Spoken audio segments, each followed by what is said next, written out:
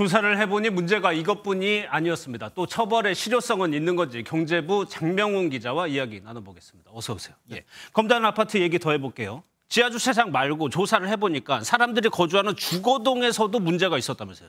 네, 맞습니다. 주거동 철근은 있었지만 콘크리트 강도가 낮았습니다. 예. 10층 이하 저층과 고층 모두 설계상 강도가 10이라면 8 정도로 조사가 됐는데요. 왜 낮았는지 보니 콘크리트 시공을 할 때 내부 공기를 제거하고 입자를 밀착시키는 다진 공사를 하는데요. 이게 문제가 있었던 거죠.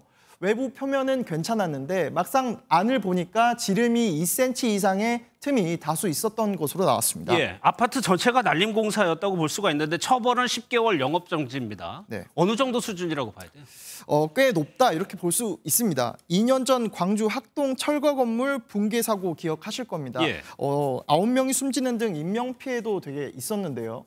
이 사고 책임자였던 HDC 현대산업개발은 허가권자인 서울시로부터 부실 시공 혐의로 영업정지 8개월을 받았고요. 하도급 업체 관리 의무 위반으로 또 8개월까지 받아 총 1년 4개월을 받았습니다. 예, 그러니까 검단 아파트 같은 경우에는 다친 사람이 없었으니까 인명피해 기준으로만 보면은 조금 무거운 처벌이다 이렇게 봐야 되는 건가요? 네, 맞습니다. 사실 학동 사고도 부실 시공에 관해 줄 수 있는 영업정지 수위는 최대 8개월이었습니다. 예.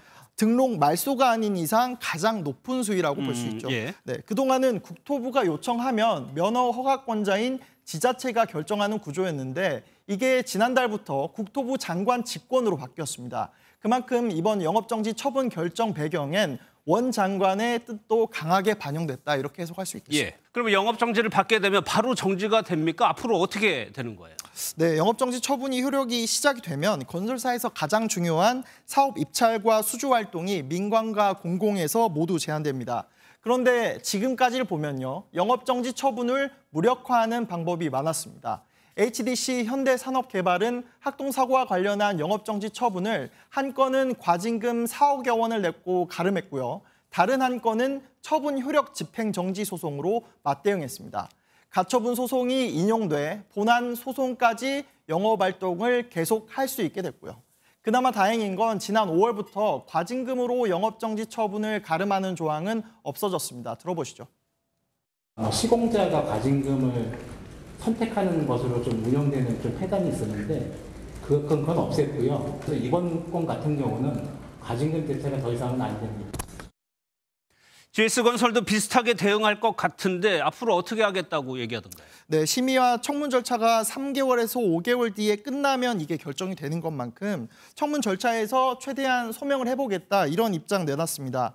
다만 그렇다고 하더라도 크게 달라지진 않을 것으로 보이고요. 영업정지 처분 받게 되면 앞서 말씀드린 것처럼 효력정지 소송으로 대응할 것 같습니다. 하지만 브랜드 이미지 실추와 국내외 시장 수주 경쟁력도 타격을 받을 수밖에 없을 것으로 전망됩니다. 알겠습니다. 잘 들었습니다. 경제부 장명훈 기자였습니다.